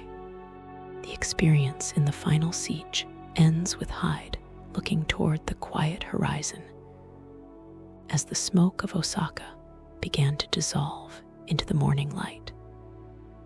The red of the fire had led to a sovereignty of the pale blue dawn settling over the plains. They carried the weight of the Sanada's respect and the silence of the Toyotomi throne. The atmosphere was one of quiet and hardened resolve, a realization that the path of the man was now a path of the eternal guardian. The focus would now shift to the final conclusion and the resting of the sword, as the history prepared to follow the trail of the sunset into a world of quiet villages, sleeping spirits, and the realization that the war for Japan was finally over.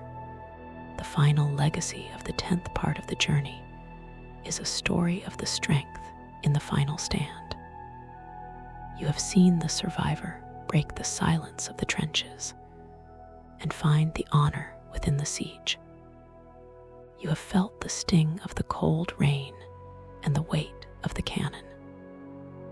As the orange glow of the morning sun faded into the shadows of the ruins, and the first warm air of the destiny reached the path, you feel a sense of simple and sacred purpose. The story of Hideyoshi finds its 10th and grounded resolution in the bloodshed's end, leaving behind the world of the fort for a world of the peace, the return, and a journey that was reaching its 10th and iron plateau. The journey into the quiet aftermath of the Great War was a walk into a world of cold mist, soft earth, and the sharp scent of pine needles and ancient stone. The air here was no longer the sulfur of the volcano or the gunpowder of the siege, but was cool, clean, and carried the heavy smell of a land finally learning to breathe again. This was the era of the Great Transition, where the sovereignty of the shadow was being replaced by the sovereignty of the memory. The atmosphere was quiet, reflective, and filled with a sense of profound relief. The ground beneath the boots of the warrior was the soft, gray sand of the interim's shore, and the weathered wood of 1,000 shrines, a land that felt like it was waiting for a final blessing before the spirits could truly sleep. The sound of the world was a low and constant rhythmic thrum of the mountain wind moving through the high valleys, and the distant, melodic ringing of a bell that signaled the end of the age of the demon, a noise that signaled that the role of the shifteling was reaching its ultimate and necessary conclusion. This part of the history is a story of the Guardian's vigil, a realization that the golden malice could only be kept at bay if the history of the war was sealed with honor and truth. As Hyde moved through the misty depths of the spirit world once more, the atmosphere shifted to one of sudden and peaceful reunion. They found themselves standing before the gathered spirits of the great generals, warriors who had died for their ambitions, but were now stripped of their greed and their pain. This was the era of the restful ghost, where the atmosphere was one of floating soul light and the smell of fresh tea. You see the way the Nobunaga, Takekairo, and Yashitsune stood in the twilight, their eyes filled with a quiet and absolute gratitude for the one who had cleared the path for the future. This part of the history is a story of the final gathering, a realization that the name of Hideyoshi was no longer a symbol of the war, but a memory of the bond that had built the foundation of the peace. The sound of their voices in the wind was a sharp and piercing note, a noise that echoed across the water like a song of healing for the soul of Japan. Hyde moved with a sturdy and measured might, their heart light and grounded, feeling the steady heat of the shared history and the raw weight of the peace. As they prepared to perform the final ritual of the Sohenmaru, deep within the heart of the underworld gate, the atmosphere became vast, silent, and filled with the sound of moving shadows. Hyde found themselves standing before the final boundary, where the world of the living met the world of the infinite. This was the trial of the eternal seal, where the atmosphere was one of flickering white light and the hiss of the pure spirit. The warriors found that the Amrita was not an enemy to be destroyed, but a power to be returned to the earth, where it could no longer be touched by the hands of the ambitious. The sound of the spirit energy humming in the soil was a deep and final boom, making the chamber feel like the inside of a sacred mountain. This part of the history is a realization that true mastery was the strength to let go of the power you have fought so hard to gain. Hyde moved with a sturdy and measured power, their blade glowing with the radiance of the entire bloodline, feeling the steady pulse in their wrist and the constant pressure of the divine law that required the shiftling to remain the watchman of the gate. The confrontation with the last echoes of the malice in the center of the spirit shore was a story of clarity and departure. The lingering shadows of the alchemist and the fox appeared as fatting smoke and gray whispers, their presence unable to stand against the light of a land that had chosen peace. The atmosphere was violent, bright, and filled with the taste of the sky. This is a story of the dawning of the new sun, where the atmosphere is one of shifting mists and the spray of the waterfall. You see the way Hyde moved with a fluid and weightless grace, their movements no longer those of a soldier, but of a protector of the balance. This part of the history is a realization that true evil was only as strong as the fear in the human heart. The sound of the final shadow dissolving was a low and musical note, signaling that the curse of the stones was finally being woven into the roots of the trees.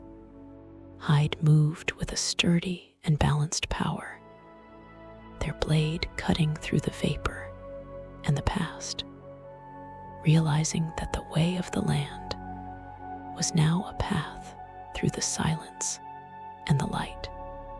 The walk back through the memory of the Nioh forest toward the physical world was a story of a sacred choice.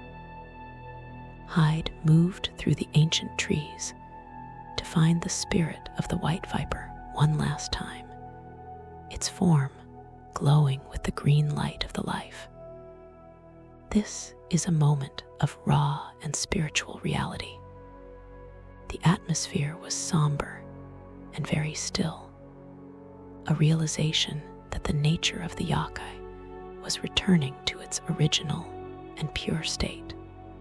This part of the history is a story of the restored harmony, where the tradition of the demon met the reality of the sacred spirit. The sound of the wind through the leaves was a sharp and echoing snap, making the warrior feel solid and heavy, in a world that was healing its wounds.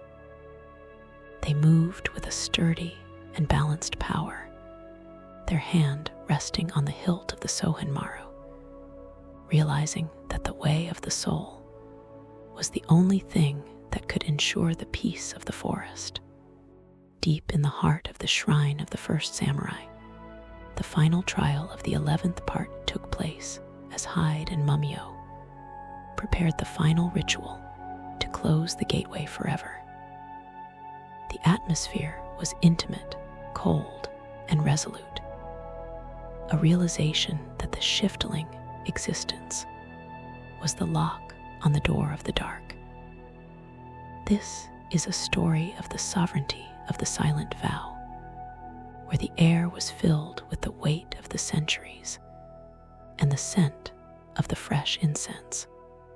The warriors found that the Sohenmaru was no longer a weapon of war, but a key to the eternal rest. The sound of the ritual bell ringing in the morning air was a constant and heavy thrum, signaling that the true enemy was now a story for the children.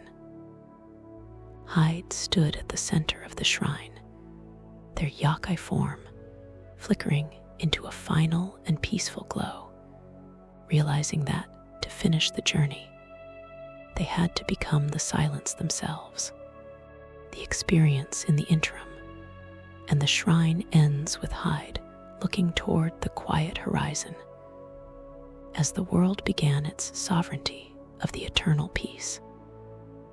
They carried the weight of the Takekaro's final peace and the silence of the great Lord. The atmosphere was one of quiet and hardened resolve, a realization that the path of the man was now a path into the gentle night. The focus would now shift to the final conclusion and the legacy of the two-headed dragon. As the history prepared to follow the trail of the sunset into a world of quiet graves, sleeping spirits, and the realization that the war for Japan was finally reaching its end. The final legacy of the 11th part of the journey is a story of the strength in the final rest. You have seen the survivor break the silence of the gate and find the honor within the ghost. You have felt the sting of the spirit wind and the weight of the steel. As the orange glow of the morning sun faded into the shadows of the peaks, and the first warm air of the destiny reached the path, you feel a sense of simple and sacred purpose. The story of Hideyoshi finds its 11th and grounded resolution in the sealing of the cycle, leaving behind the world of the battle for a world of the memory, the spirit, and a journey that was reaching its 11th and iron plateau. The conclusion of the great saga of the Shiftling was a walk into a world of golden sunsets, rustling bamboo, and the sharp scent of fresh earth and ancient pine. The air here was no longer the heavy mist of the spirit world or the smoke of the battlefield, but was warm still and carried the profound smell of a land that had finally forgotten the sound of the war drum. This was the true beginning of the Edo period, a time where the sovereignty of the sword was being put to sleep, so that the sovereignty of the life could finally take root in the soil. The atmosphere was intimate, peaceful, and filled with a sense of infinite completion. The ground beneath the boots of the warrior was the solid, dry dirt of a mountain path and the soft moss of a hidden shrine, a land that felt like it was giving its blessing to the one who had carried its darkness for so long.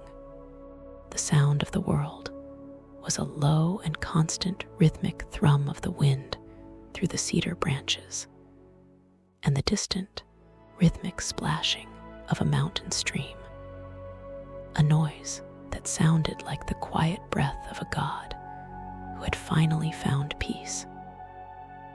This part of the history is a story of the final rest, a realization that the silent mercenary who had begun with nothing but a broken horn had become the invisible foundation of a new nation.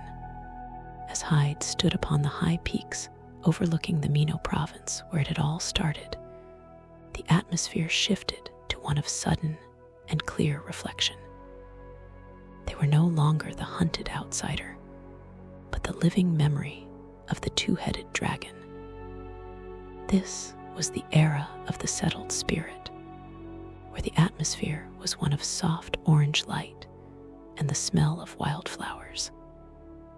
You see the way they looked out at the valley, their armor worn and silent, no longer glowing with the violent purple of the yokai blood.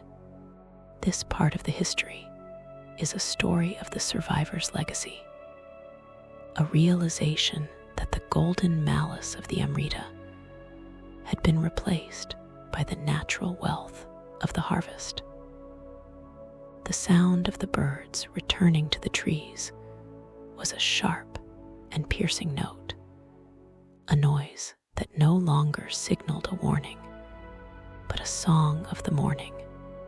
Hyde moved with a sturdy and balanced power, their hand resting lightly on the hilt of the sealed Sohenmaru, feeling the steady pulse in their wrist and the raw weight of the silence that they had worked a lifetime to achieve. Deep within the heart of the Imperial Archives, the atmosphere became cramped, sacred, and filled with the smell of ink and paper. Hyde found themselves standing before the history of the land, realized that the name Hideyoshi had been recorded as a great unifier, while the shadow half of the name remained a secret known only to the wind. This was the trial of the final anonymity, where the atmosphere was one of flickering candlelight and the hiss of the turning page. The warriors found that true service was the strength to be forgotten by the world, so that the world could move forward. The sound of the temple brush on the scroll was a deep and final boom, making the small room feel like the inside of a sacred mountain. This part of the history is a realization that true peace was the creation of a story where the demon was no longer the hero. Hyde moved with a sturdy and measured might, their head bowed in silent and absolute peace, feeling the steady pulse of the country and the constant pressure of the freedom that came with the end of their duty. The final meeting with Mumyo at the edge of the world was a story of friendship and the infinite sky. The leader of the Sohya stood with her back to the wind, her Sohenmaru fragment, now a quiet ornament of the peace. The atmosphere was violent, bright, and filled with the taste of the wind. This was the trial of the last bond, where the atmosphere became one of whistling air and the sway of the tall grass.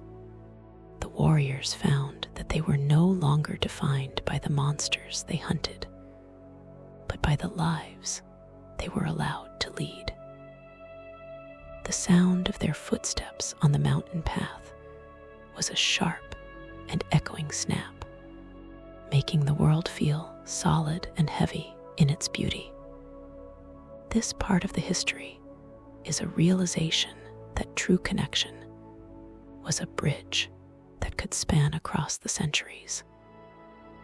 Hyde moved with a sturdy and balanced power, their heart finally and totally still, realizing that the way of the soul was the only way to reach the end of the war and find the home.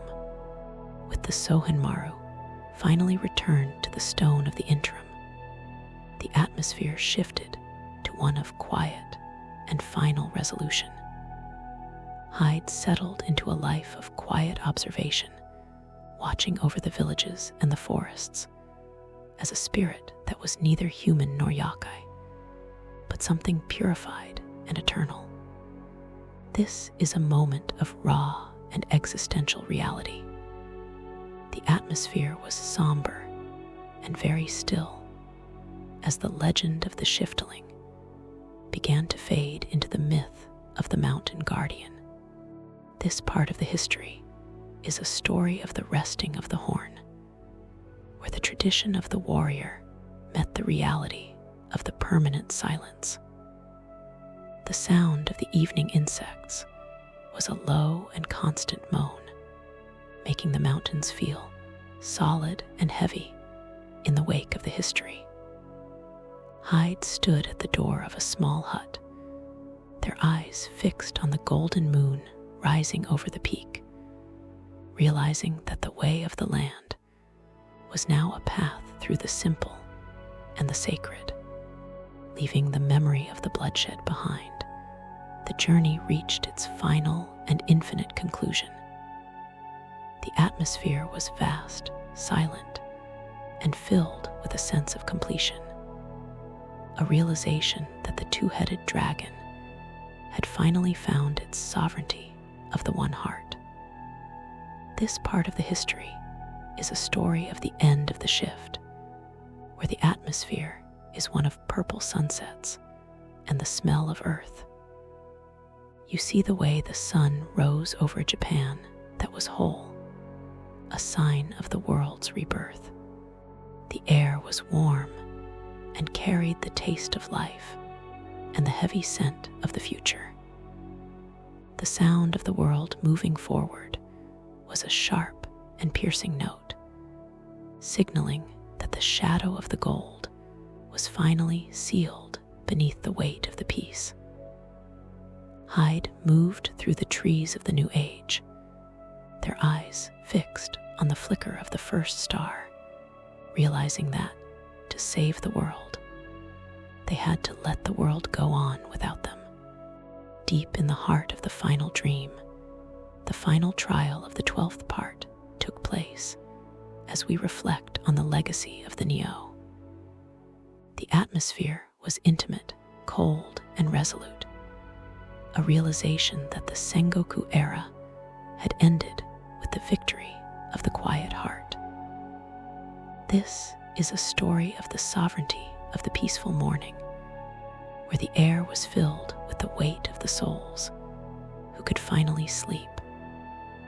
The warriors found that the ground was no longer a grave, but a garden. The sound of the wind through the history was a constant and heavy thrum, signaling that the true enemy was only a memory of the dark.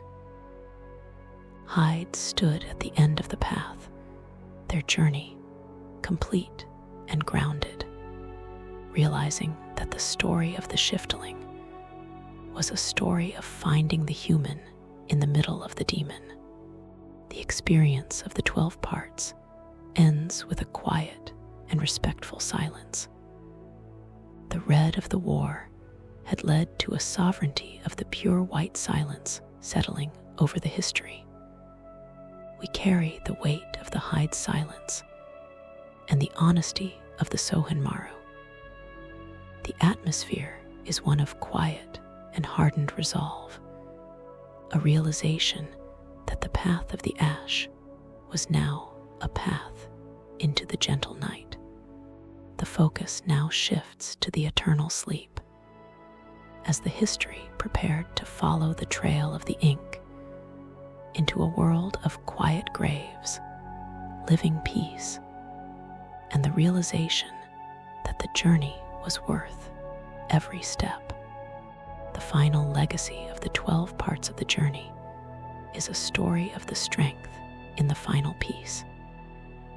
You have seen the survivor break the will of the alchemist and find the honor within the shift.